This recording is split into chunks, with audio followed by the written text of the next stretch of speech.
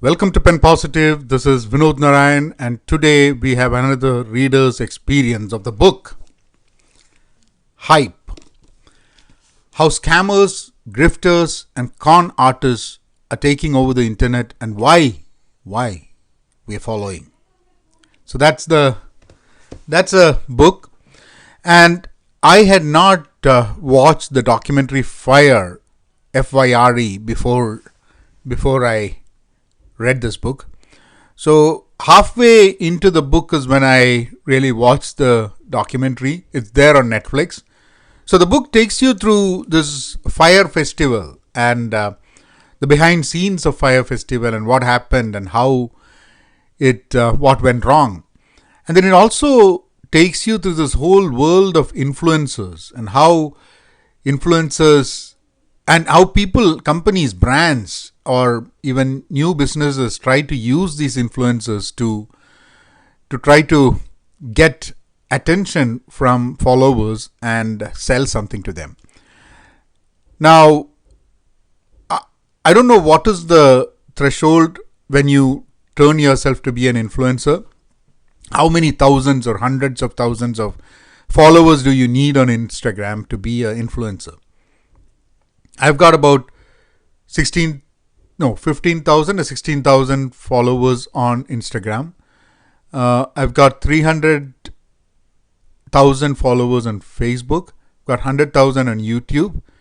Not this YouTube. In this YouTube, there where you're watching this video, I've got about 2,000.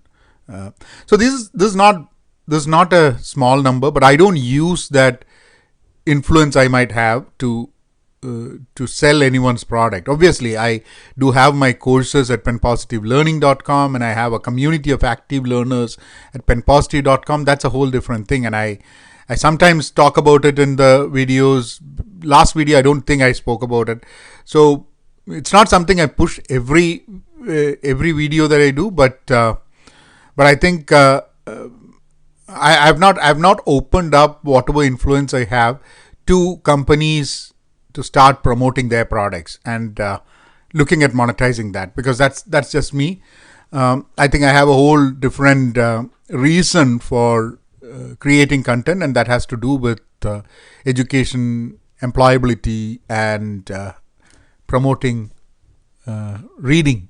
I wouldn't even say promoting books, and that's why I say that I'm not doing a review of Hype. I'm just giving you a reader's experience.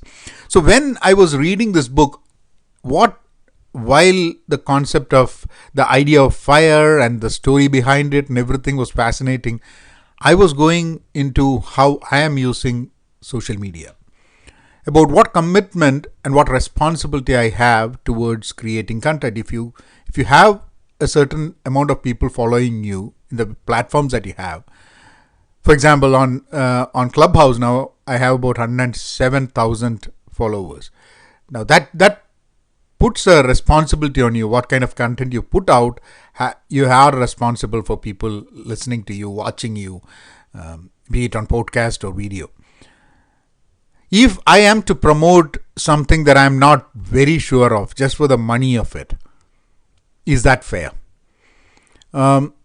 Now, there are advertisements in which celebrities do act in advertisements. I don't know but they have a choice to do that advertisement. They would have had their conversations. They might not advertise for a product that they don't believe in, they don't trust, because they don't want to obviously ruin their name doing that. But when it comes to influencers on social media, they're not like the celebrities, like the film stars. These are people with whom their followers connect personally. They connect with them personally. They kind of even try to mimic their lifestyle. But at the same time, there's a darker side where you can showcase something that is not real. Now, all of us getting trapped in this social media space have a choice to be made between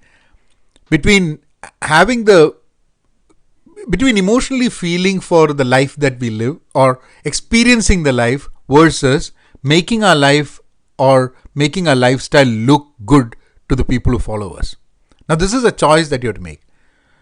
Whenever the reason I have multiple channels is I have this Penpositive channel where I primarily talk about books that I read, mostly books that I read, and which is more my English speaking professional self. And then I have my Malayalam channel where I talk about a lot of personal things, what I learn, what I read, and I'm my vulnerabilities and everything. Not that I don't talk about my vulnerabilities over here, but in Malayalam it's a whole different thing because that's my mother tongue, and I can speak more fluently than English in there.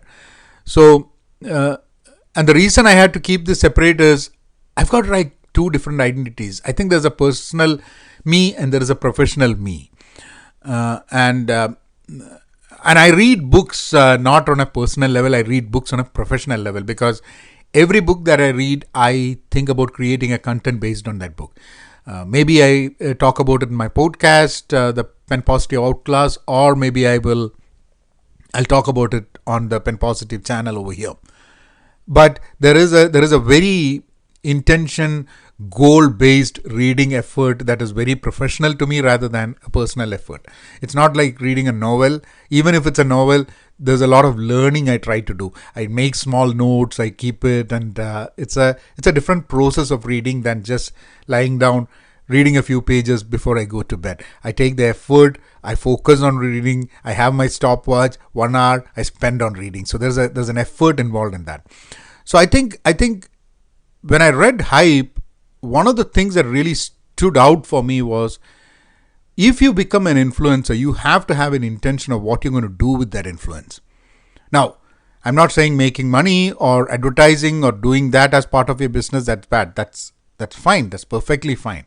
But how do you know that you're being very transparent, you're not tricking, you're not scamming, or you're not being part of a scam, right? Many times you might be very, very honest, very truthful and very straightforward in what you do, but at the end of it, the whole ring is done by something that is a scam. How do you save yourself? How do you not get into a trap, into a scam yourself, and then end up scamming the entire follower list that you have, right? So there's a problem for people who follow influencers. There's also an issue for influencers not get trapped into it. So this, and I read this book Hype after I read Sinan Aral's Hype Machine. For Hype Machine also I've done a reader's experience, I think a few weeks back. So take a look at that as well, in which this whole concept of the Hype Machine, and you have to be part of it. You cannot completely alienate yourself and completely say that you're not part of it, because whether you are using social media, whether you're not using social media, you're still part of it. You don't have to take a picture and post. You just have to exist. You might be in some picture or the other. So that's how the Hype Machine works. And now this book is purely on how you can look out for not being tricked by scammers and con artists. Written by Gabrielle Bluestone. And even the Netflix documentary that she wrote was, the Netflix documentary is also by her. So I would highly recommend you guys both the documentary on Netflix and the book. If you work on social media, if you work as a marketer, if you work as someone who works with influencers, because influencer marketing is a big thing.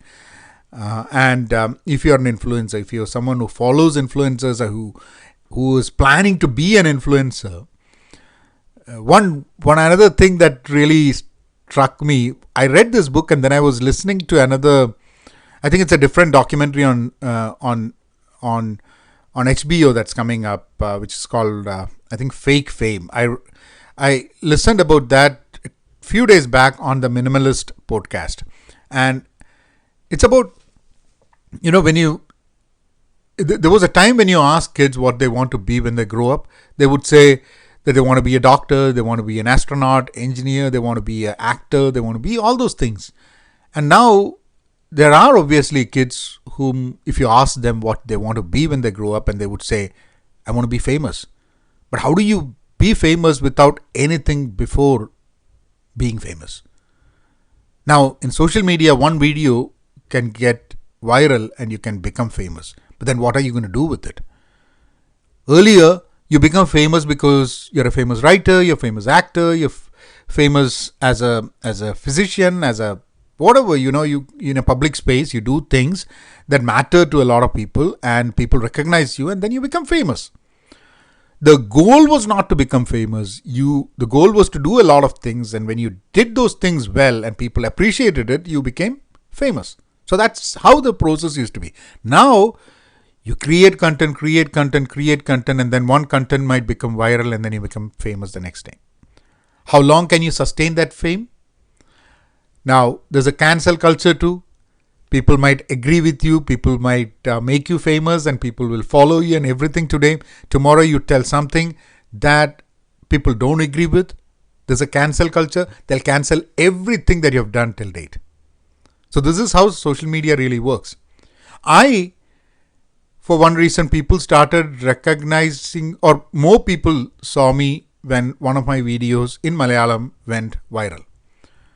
But then, at least this channel that you're watching, 2,000 plus subscribers. Now, definitely, my videos being popular in Malayalam language, there are a lot of people who came here and started listening this. But other than that, none of the videos done here is viral. It's different. For videos or content to be viral, there's also many other factors, right? Something that's very surprising to people, the good news or bad news, there should be a surprising element, an element that will give a jolt to the people. When they read that, they say, oops, what's that? And click. And then they forward it. Because somewhere people resonate with what is being said, and people feel what is being said, what is being told, what is being created as a content should reach more people, and people take it upon themselves and start sharing. This is another way.